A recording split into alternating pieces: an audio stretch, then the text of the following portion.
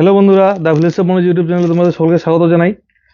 আজকে আমি একটি নতুন রেসিপি নিয়ে এসেছি তোমাদের সামনে। আজকে আমি তোমাদেরকে বানিয়ে দেখাবো দুধ পিঠা। তো দুধ পিঠা বানানোর জন্য আমি এখানে নিয়ে নিয়েছি মোটামুটি হাফ কিলোর মতো চালের আটা। চালের আটা দিয়ে বানাতে হয় এগুলো।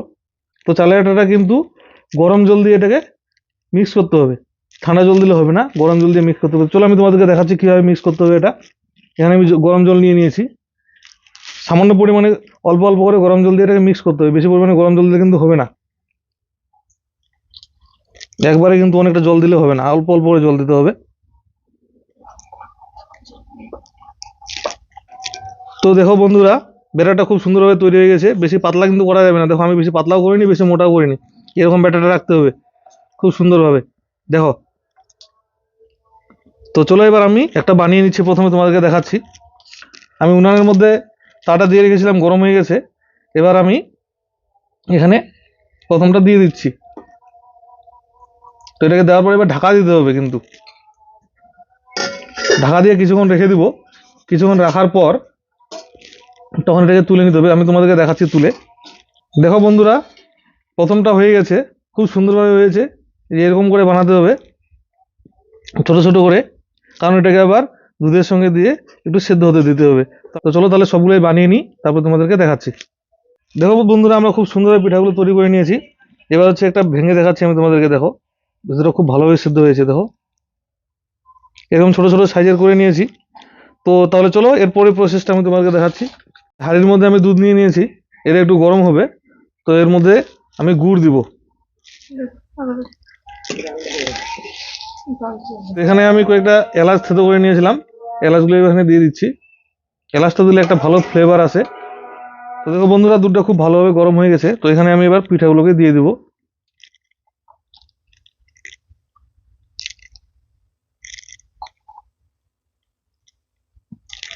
এই জিনিসটা খেতে খুব ভালো, তোমরা অবশ্যই বাড়িতে ট্রাই করবে।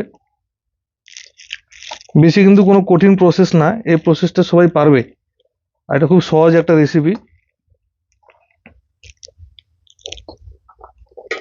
তো এটাকে এখন কিছুক্ষণ সিদ্ধ হতে দেবো। কিছুক্ষণ সিদ্ধ হতে দেবো বলতে, সিদ্ধ তো সবগুলোই আছেই, তো একটু জাস্ট খালি যাতে ভালোভাবে ফ্লেভারটা, মিষ্টিটা ভালোভাবে ঢুকে যায় পিঠাগুলোর মধ্যে, তার জন্য কিছুক্ষণ রাখতে হবে। তো দেখো বন্ধুরা, খুব ভালোভাবে ফুটছে।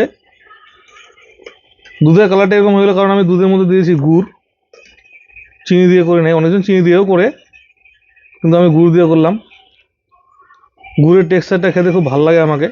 তো তোমাদেরকে যেভাবে ভালো লাগে তোমরা সেভাবে খাবে, কোনো আপত্তি নাই। যে এখানে যে গুড় যে দিতেই হবে তা না, তোমরা চিনি দিয়েও করতে পারো বাড়িতে।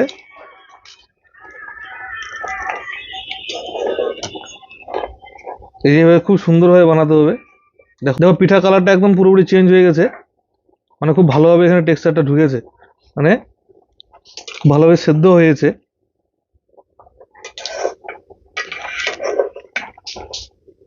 তোমরা অবশ্যই বাড়িতে ট্রাই করবে, জিনিসটা খুব ভালো লাগবে খেতে। আর এটা কিন্তু খুব কঠিন যে একটা রেসিপি তাও কিন্তু না, খুব সহজ রেসিপি। খুব সুন্দর একটা সেন্ট বের হচ্ছে। তো হয়ে গেছে এগুলো বন্ধুরা। দেখো, আমাদের দুধ পিঠা রেডি হয়ে গেছে। তো এবার আমি তোমাদেরকে একটু টেস্ট করে দেখাই কেমন হয়েছে। আমি তৈরি করলাম, আমি তোমাদেরকে টেস্ট করে দেখাচ্ছি। খুব গরম আছে বুঝলা।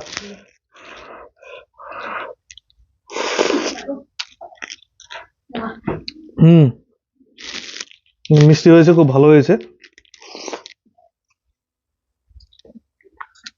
একটা ভালো টেক্সচার এসছে, খুব সুন্দর। এলাচগুলো দেওয়ার কারণে, সাদা এলাচগুলো দিয়েছি এখানে, খুব ভালো টেক্সচার এসছে। তো পিঠাটা একটু খেয়ে দেখাই। তো দেখো, পিঠাটা একটু ভেঙে দেখাচ্ছি তোমাদেরকে।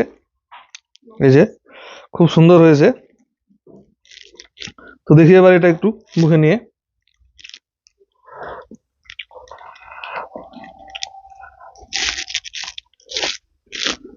হুম,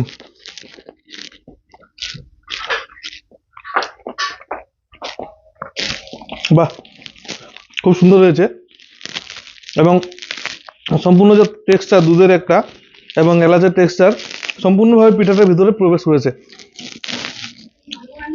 তো যাই হোক, তোমরা অবশ্যই ট্রাই করে দেখবে বাড়িতে।